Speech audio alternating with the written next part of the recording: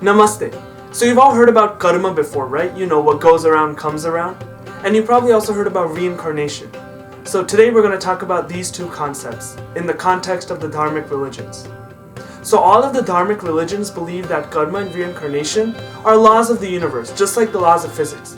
And they're not even up for debate, but the difference lies in how these religions interpret these two phenomena. So first let's talk about karma. Every living being performs actions, and these actions have consequences.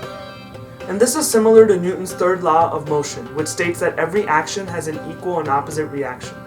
So karma is the consequence of every thought or action. And this consequence can be good or bad. But karma is not just limited to one lifetime. Every soul goes through countless lifetimes, and in each lifetime, his karma will determine what his next life will be. So the more karma you do, the more complex organism you become. And in each lifetime, you have a chance to do more good karma and get rid of your bad karma. Eventually, you get a chance to be born as a human. So while all life is precious, human beings have a special quality. And that's that they can think about something greater than themselves. And because of this, they have a chance to escape the cycle of birth and death and attain liberation, which is known as moksha. So the meaning of moksha is a little bit different in each of the Dharmic religions. In Hinduism, moksha means realizing that God lives inside of you and to merge with God. In Sikhism, moksha is also known as mukti, which means reuniting with God, which can be achieved through God's grace.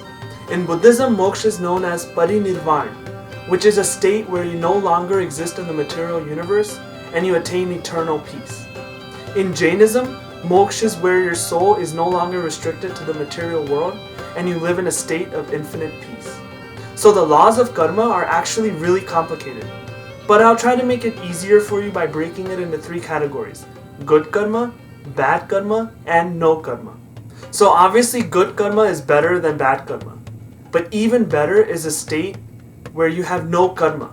The way to reach a karma-free state is to continue doing good deeds, but not be attached to the results. And in this way, you become freed from the cycle of birth and death. So here's an example of how a person can react to the same situation and get three different types of karma. So imagine that you're walking down the street and a little kid comes up to you and asks for water. So bad karma would be if you don't give him water and just tell him to go away. Good karma would be that you give him water, but you expect him to thank you in return. Or you did it because it made you feel better about yourself, because you thought, oh, look at me, I'm such a good person, I'm helping the homeless by giving them water.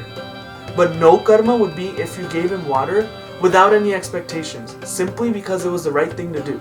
So you might ask, well, if doing no karma is the best option, then I'll just sit on my sofa and not do anything and then attain moksha. But actually that would be bad karma because you're not utilizing your precious time on earth. Remember that action is better than inaction. So continue to be a good person and make a positive change in the world. But do it because it's the right thing to do. Don't do it because you want some recognition for your work. By following this path, you can reach a karma-free state where you realize the divinity within you and others and can escape the cycle of birth and death. So one question that I've been asked is, if people are suffering, isn't it because they've done bad karma? And doesn't that mean that we should just let them suffer? Well, it's true that people suffer because of karma that they've done in the past. But this does not mean that we shouldn't help them. In fact, it's our duty to help people. Because when you help someone, you help them overcome their bad karma, and in the process, you cleanse your own bad karma. So it's a win-win situation. So thanks for watching, have a blessed day, and namaste.